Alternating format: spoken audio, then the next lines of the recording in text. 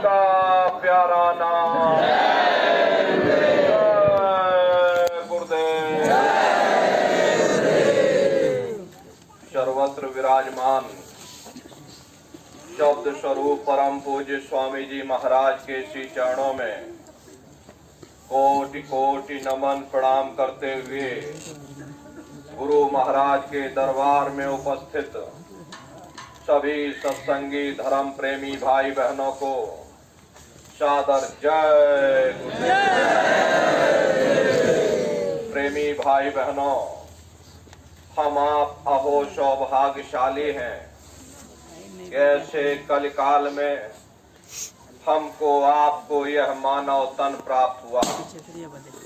उससे भी परम सौभाग्य की बात यह है, ऐसे समर्थ अनामी महाप्रभु मिले जिन्होंने नाम की अमूलक दौलत बख्शीश की। हम लोग गुरु महाराज के पास नहीं गए, अपितु गुरु महाराज ने हम लोगों को अपनी ओर खींच करके ये अमूलक दौलत बख्शीश की।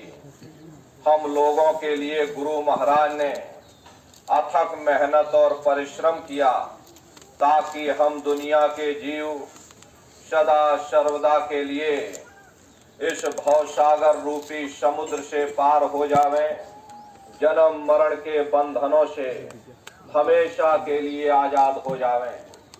आध्यात्मिक हो या सामाजिक, परम पूज्य स्वामी जी महाराज ने हर बिंदु पर अपने सत्संग के माध्यम से प्रकाश डाला ताकि हम दुनिया के जीव गुरु महाराज के बताए हुए रास्ते पर चल करके इस कुदरती काबा में बैठकर, इस मस्जिद में बैठ करके, इस हरि मंदिर में बैठ करके खुदा की सच्ची इबादत, भगवान का सच्चा भजन कर सकें। एक अच्छे समाज के निर्माण के लिए, चरित्रोत्थान के लिए, शाकाहारी सदाचारी बनाने के लिए परम पूज्य स्वामी जी महाराज ने 116 वर्ष की आयु तक अथक मेहनत और परिश्रम किया।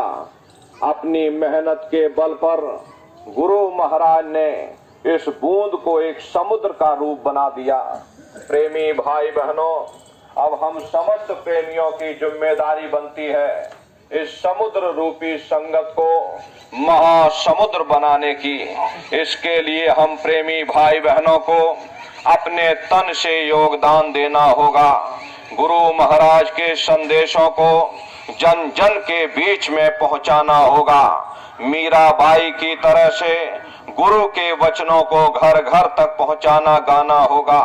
प्रेमी भाई बहनों, ये सब आप प्रेमियों के सहयोग से ये काम होने वाला है। इसलिए आप सभी से हमारी प्रार्थना और अपील है कि आप सभी लोग धर्म के प्रचार प्रसार के लिए अपने तन से योगदान बराबर देते रहिएगा।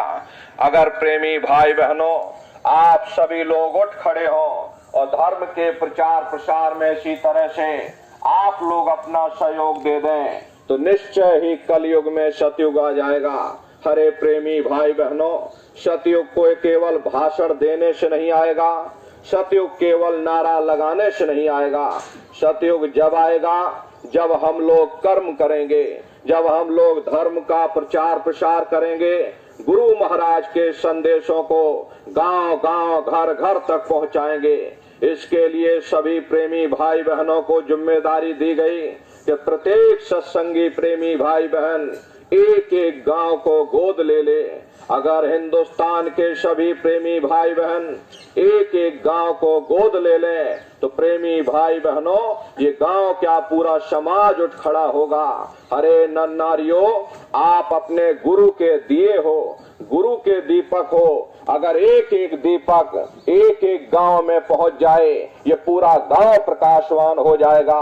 इसलिए आप सभी प्रेमी भाई बहन, आप सभी की जिम्मेदारी बनती है कि प्रत्येक सत्संगी एक एक गांव को गोद लें। गांव गोद लेने का अर्थ होता है जब कोई अपने बच्चे को गांव गोद लेता है तो उसकी नाक भी पोंछनी पड़ती है, उसको नहलाना धुलाना भी पड़ता है, उसको अपने पैरों पर खड़ा करना भी पड़ता।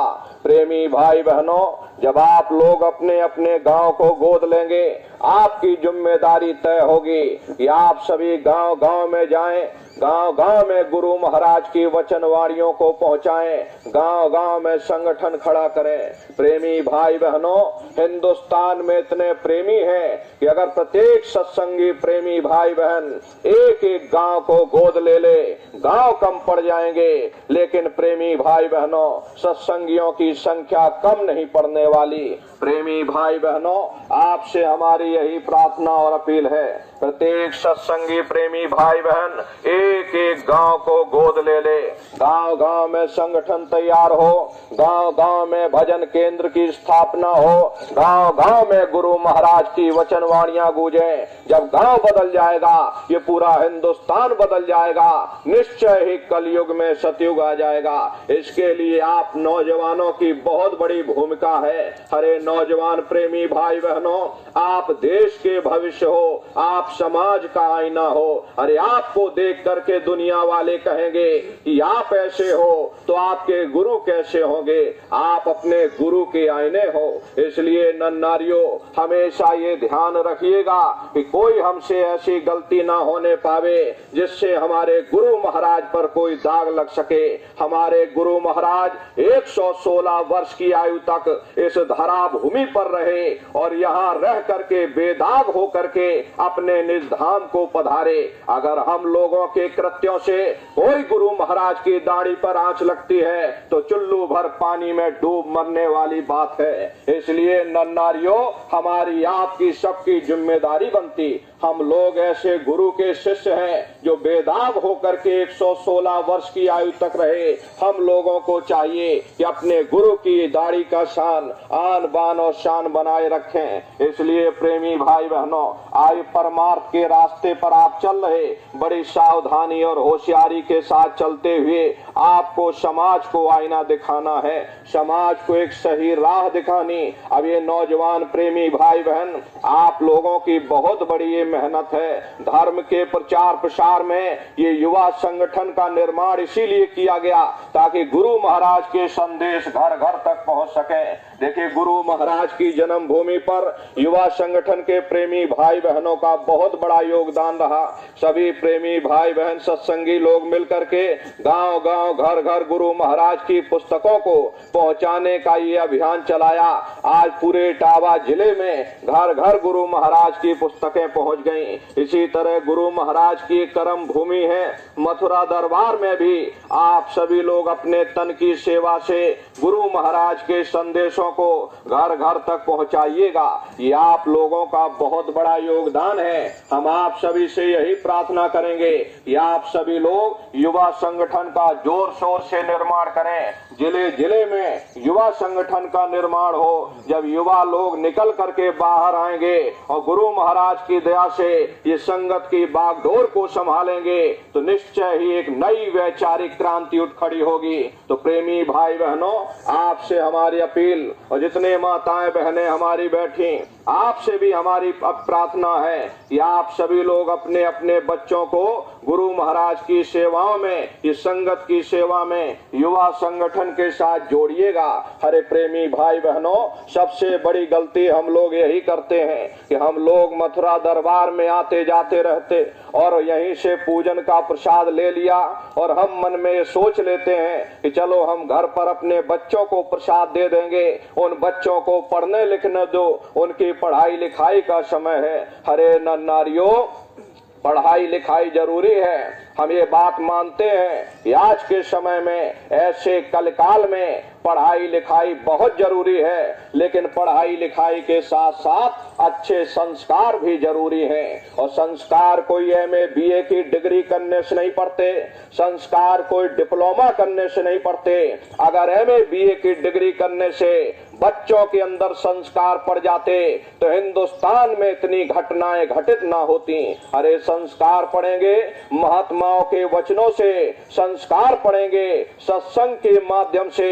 ये बच्चे देश के भविष्य हैं। एक अच्छे समाज के निर्माण के लिए बच्चों के अंदर अच्छे संस्कार डालना इस समय की बहुत बड़ी मांग है। इसलिए प्रेमी भाई बहनों, हमारी आपसे यही प्रार्थना है कि अपने अपने बच्चों को अपने अपने संगत की सेवाओं में जोड़िएगा। सभी बच्चों को एक जगह जिले के केंद्र बिंदु पर एकत्रित करके गुरु महाराज के संदेशों को सुनाइए, गुरु महाराज के वचनों से उनको अवगत कराइए, उनको संगत की जिम्मेदारियां सौंपिए कि जाओ तुम फलानी जगह पर एकत्रित हो करके और शाकाहारी का प्रचार करके आओ, गुरु महाराज की पुस्तकों का वितरण करके आओ।